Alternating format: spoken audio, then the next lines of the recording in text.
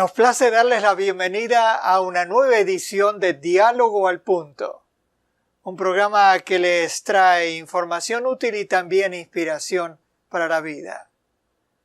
Tenemos hoy en el estudio de LLBN Latino a una visita que viene desde lejos.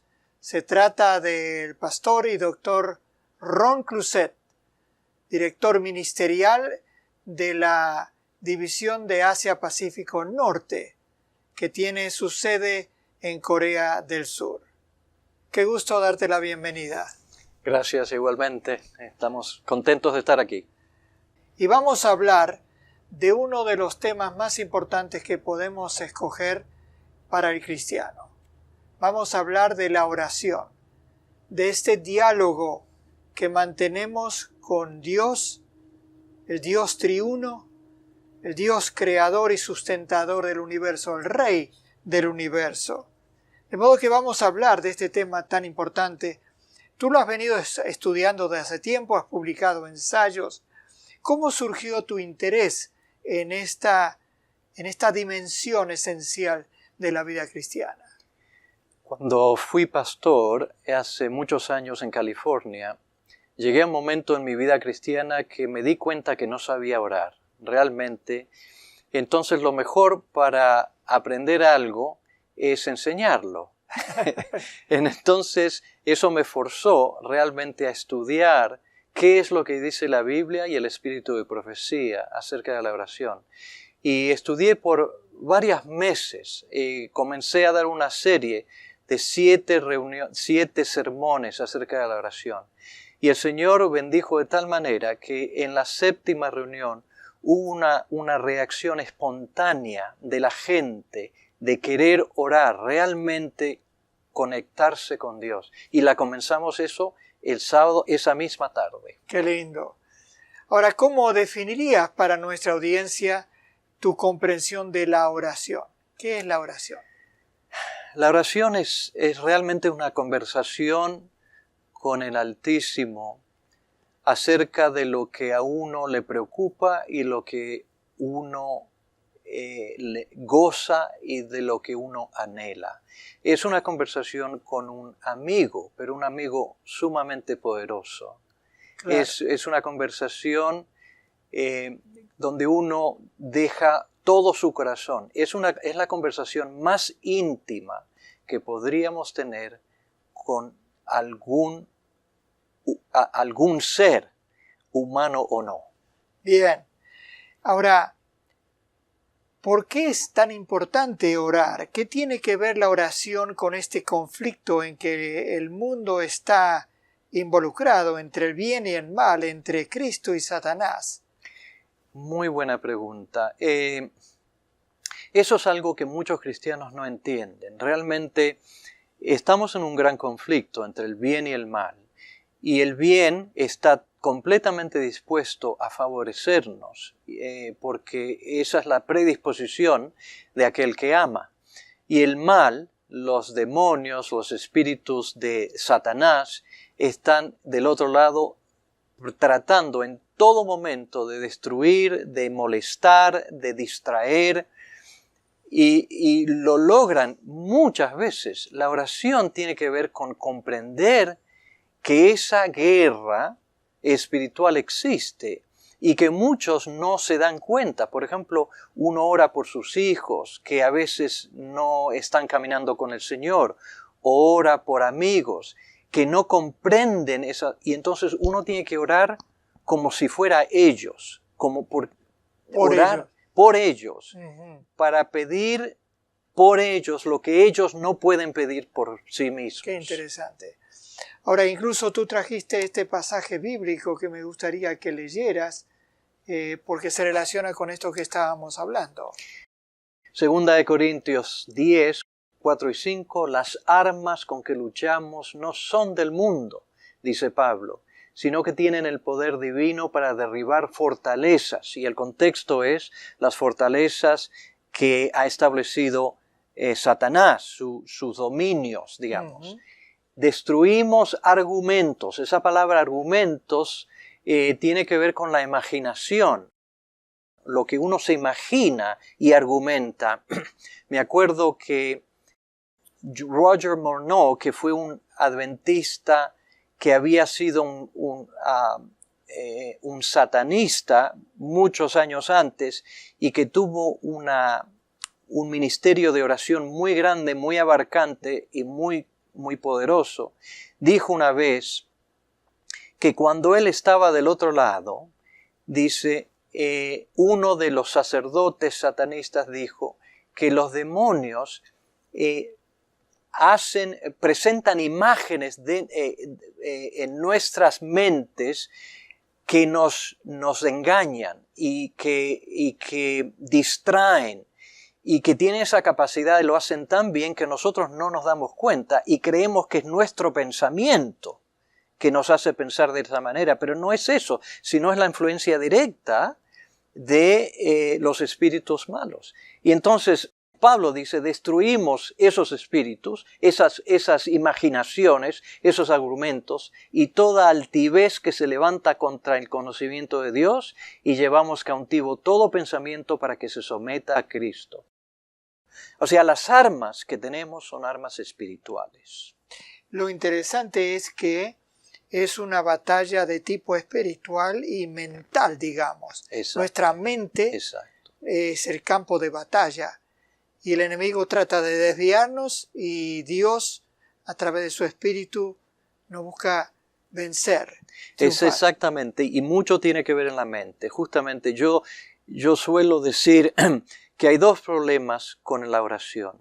En primer lugar, la gran mayoría de los cristianos no oran lo suficiente, no se ora. En segundo lugar, si se ora, no se ora con fe. Y eso es una cosa mental, es aceptar lo que Dios ha dicho a pesar de que no se sienta uno que es así. De modo que la actitud del que va a orar es importante. Muy importante. ¿Qué actitud espera Dios que tengamos ante Él? Por supuesto, una actitud de sumisión y una actitud de aprendizaje. Quiere decir, de vez en cuando encuentro gente que dice, lo importante para mí es orar, pero no están muy interesados de estudiar la palabra. Pero entonces ellos erran en ese sentido, porque justamente es la palabra lo que da el trasfondo de cómo conversar con Dios y cuáles son las promesas que podemos esperar que Dios cumpla, ¿no? Así que es una actitud de aprendizaje y es una actitud de sumisión, diciendo, Señor, tú lo puedes todo, y tú deseas beneficiarnos, tú quieres que nosotros tengamos victoria sobre el pecado, sobre las circunstancias, y venimos pidiéndote que nos ayudes. Bien, interesante que en la Biblia, según un estudioso, hay como 650 oraciones a lo largo de la Biblia. De modo que, como decías, al estudiar la palabra, encontramos sus promesas y nuestra confianza se fortalece.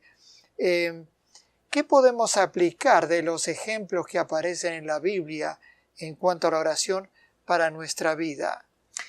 Buena pregunta. Por ejemplo, en el caso de Elías, ¿no? Elías, que el Señor lo consideró una persona justa, lo llevó al cielo, pero Elías dice Santiago que era una persona como nosotros, igual que nosotros, tenía las mismas pasiones, las mismas debilidades. Pero Elías oró con fe, y siguió orando. Cuando ya hubo el cambio de que cayó el fuego del cielo y el pueblo de Israel, en Primera de Reyes 18, dijo, este es Dios, el Dios del cielo es nuestro Dios. No quedó con eso porque no había caído el agua, la sequía seguía. Sí. Y oró, pero no oró una vez, siguió orando hasta que cayó el agua.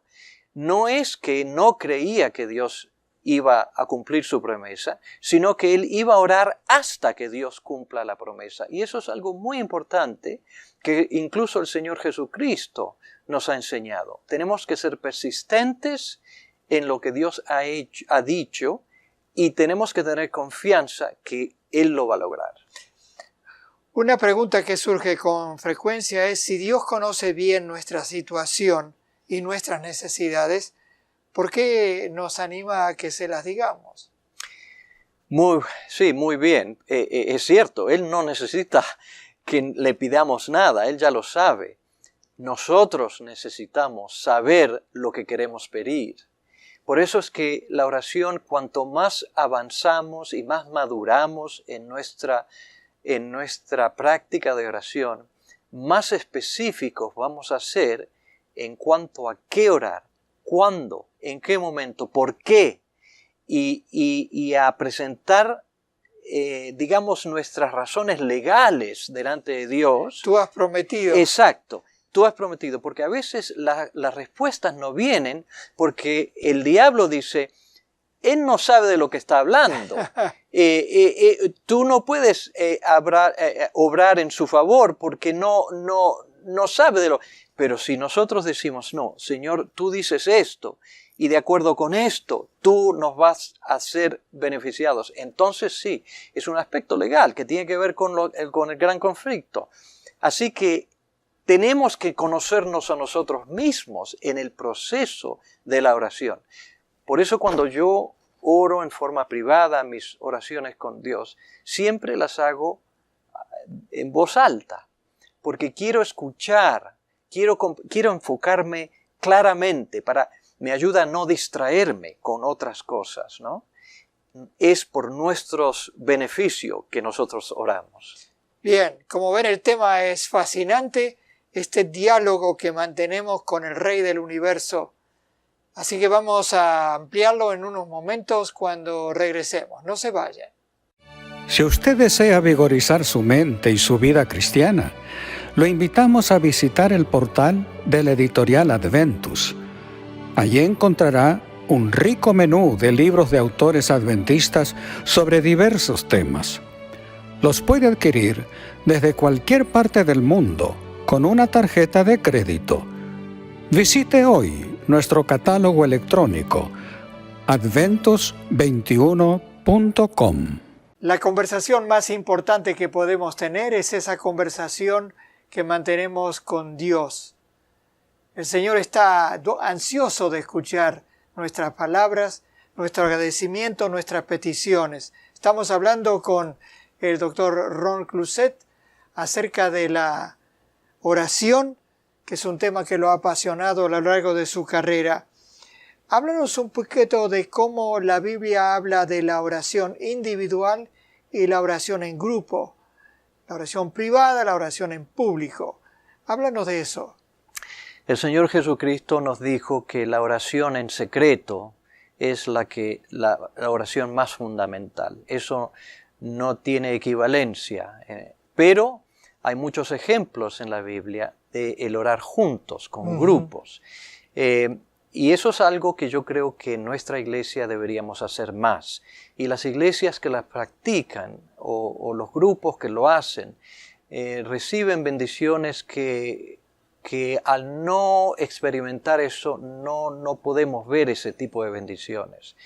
Por ejemplo, en el Asia donde servimos nosotros, el concepto de la oración de los cristianos es influenciado por el budismo.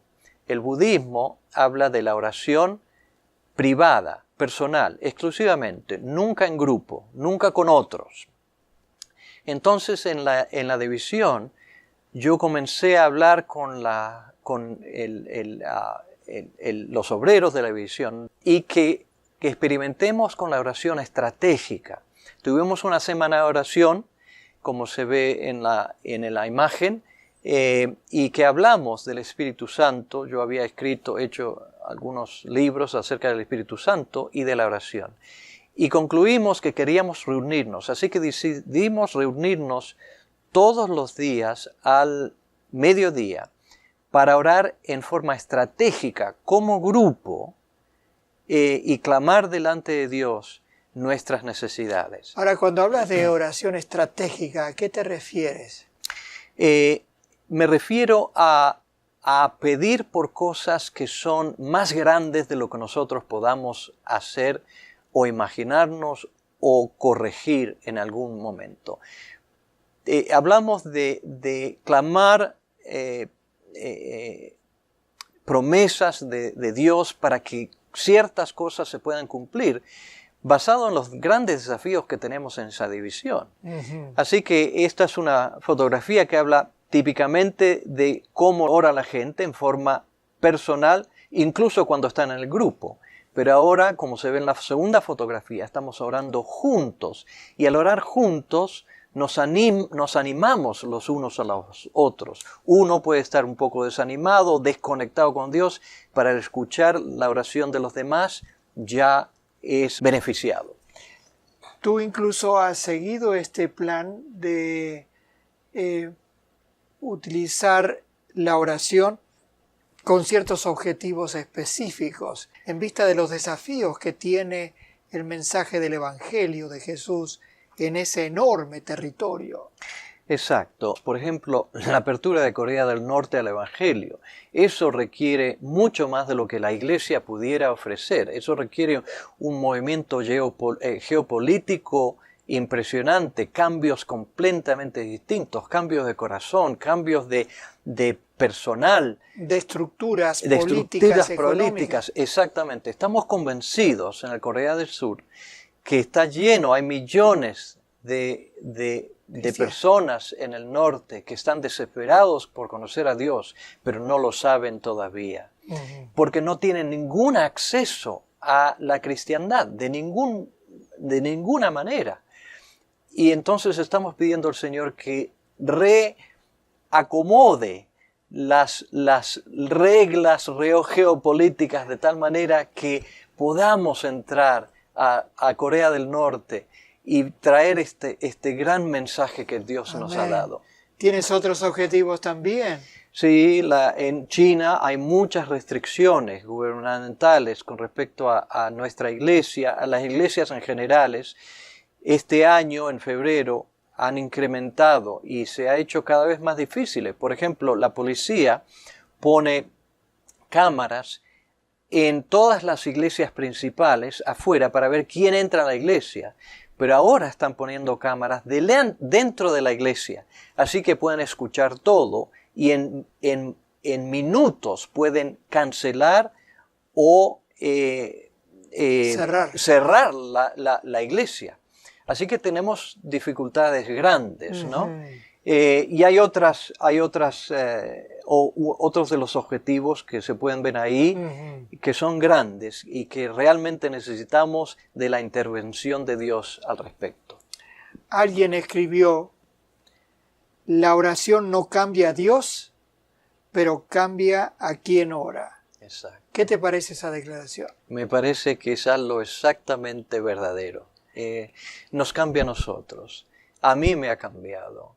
Dios no necesita cambiar, porque Él ya es perfecto. Él ya hace todo bien. Yo necesito cambiar. Amén. Y el cambio va a resultar más rápido y más abarcante y más profundo cuanto más esté dispuesto a conversar con Dios. Como nuestra audiencia sabe, la historia de Job es una de las más impactantes en la Biblia, en el Antiguo Testamento. Era un hombre próspero, tenía una linda familia, estaba sano, y en rápida sucesión, por intervención del enemigo, le ocurre una serie de desgracias, pierde sus posesiones, mueren todos sus hijos en un desastre, sufre una enfermedad dolorosa y en su biografía oímos el lamento angustioso porque siente que Dios no responde a sus oraciones. ¡Qué drama! ¿Qué podemos hacer nosotros, Ron, cuando enfrentamos el silencio de Dios? Excelente pregunta. En primer lugar, quisiera decir que muy pocos de nosotros podríamos estar preparados para afrontar las dificultades que Job experimentó. Y que Dios, que es un Dios misericordioso, nunca nos va a dar más pruebas de las que podamos resistir o encarar. Eso nos dice San Pablo en 1 Corintios 10, capítulo 13. Así que Job era una persona excepcional, realmente excepcional. Pero lo que aprendemos de Job es la consistencia. Él sí llegó a estar desanimado, él sí le preguntó muchas cosas a Dios, él sí se enojó con Dios, pero siguió hablando con Dios. Él no abandonó a Dios y él siguió diciendo que aunque no entienda lo que estás haciendo, creo en ti y creo que en algún momento todo esto se va a resolver. Pero ciertamente es difícil y no quisiera pasar por esto. Pero Dios tenía tanta confianza en Job. Y Job comprendía este gran conflicto de tal manera que cuando sus hijos vivían, todos los días él oraba por ellos para el perdón de sus pecados. Sí. ¿Por qué? Porque los hijos quizás no estaban conscientes de haber pecado. Y lo hizo al final también, cuando Dios le pidió, ora por tus amigos para que yo pueda beneficiarlos. Job era un gran intercesor. Ahora eso me lleva justamente a la oración intercesora. Veo cómo avanza el tiempo. Hay gente que ora por sus amados, por aquellos que están lejos del Señor, a veces miembros de nuestras propias familias. ¿Qué les dirías a ellos? Eso es algo muy, muy claro, muy práctico y muy necesario. Yo he aprendido dos cosas. El Señor Jesucristo logró dos cosas que tienen que ver con la redención, que abarcan todo acerca de la redención. En primer lugar, Él vivió una vida perfecta que nos la da por su amor. Él vivió en perfecta comunión con Dios, confiando en Dios, dirigido por el Espíritu Santo. Y en segundo lugar, Él murió por nosotros para darnos perdón legal, perdón por nuestros pecados. Estoy convencido que esas son las verdades fundamentales que activan a la oración y que van a comenzar a hacer la diferencia para aquellos que oran por sus amados y no tienen respuestas. O sea, decirle, Dios, digamos que uno ora por un hijo, Señor, cubre a mi hijo con la sangre de Jesucristo que ha sido derramada por él hace 2000 años. Perdona sus pecados. Él es posible que no esté consciente de esas cosas. Perdona tus pecados. En segundo lugar, dale tu espíritu, un espíritu vivificador, un espíritu nuevo, de criatura nueva. Estoy convencido que al orar hacer esas dos peticiones, vamos a ver más resultados de lo que hemos visto antes. ¿Por qué? Porque esto es un asunto legal. Al no pedir eso, no tenemos los fundamentos legales como para que Dios le diga al diablo, hasta acá vas y no más.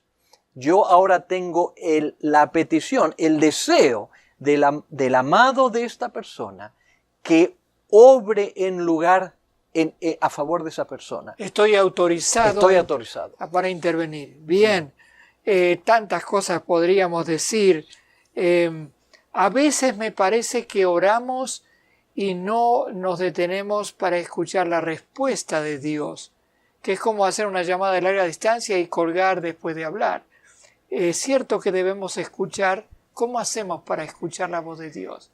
Eso tiene que ver mucho con nuestra lectura de la Biblia y por eso es tan importante seguir leyendo la Biblia y entendiendo lo que dice la Biblia, porque es al hacer eso que vamos a poder escuchar la voz de Dios. Muchas veces Dios nos habla por medio de sus versículos y de sus conceptos y de las historias. Si yo no conozco esas historias, Dios va a estar mucho más limitado a darnos una impresión tal o cual acerca del tema que estamos hablando con Él por medio de la Biblia. Así que es tan importante conocer la Biblia, empaparse de lo que dice Dios, cómo piensa Dios, y también es importante quedarse un tiempo, no apurarse en las oraciones, sino orar y dejar una pausa de unos segundos. El Señor a veces nos da una impresión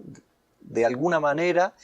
Yo a veces le pregunto seguidamente, ¿qué más quieres, Señor? ¿De qué quieres que te hable? ¿Qué es lo que quieres que hablemos? ¿qué es lo que me estoy olvidando que necesito presentar delante de Él? Qué lindo. Y el Señor contesta. Tú fuiste niño, joven, nos contaste cómo captaste la importancia de la oración. ¿Cómo va cambiando uno la oración a medida que vive? Ahora eres un líder en el Lejano Oriente. ¿Cómo cambia uno la oración? Hace muchos años, cuando era joven, pastor joven, 3, 4 años en el ministerio, escuché un pastor que se había jubilado, un pastor ejemplar, que todos admirábamos. Y una vez dijo algo que yo ahora he descubierto. Dice, cuanto más avanzamos en nuestra vida cristiana, cuanto más viejos nos ponemos, menos vamos a hablar con Dios de nosotros y más vamos a hablar con Dios de Él. Es un privilegio de hablar de las aptitudes de Dios, del carácter de Dios, de lo bueno que es, es un gozo hacerlo. Y yo creo que eso es parte de nuestra madurez Sí. Espiritual. Y que es un gozo. No dejamos de pedirles cosas, no dejamos de implorar para que intervenga en las cosas, pero pasamos más tiempo hablando de Él y de su persona, de su carácter, y cada vez menos de nuestras cosas pequeñas. Muchas gracias por hablarnos de esto, por expresar tu propia experiencia como líder y como persona que ora. Que el Señor nos siga bendiciendo a nosotros, a ti, a tu familia, a nuestra audiencia, que podamos sentirnos cada vez más cómodos de hablar con Jesús en base a las promesas que Él nos hace en su palabra. Amén. Que el Señor los bendiga abundantemente. Hasta la próxima edición de Diálogo al Punto. Adiós.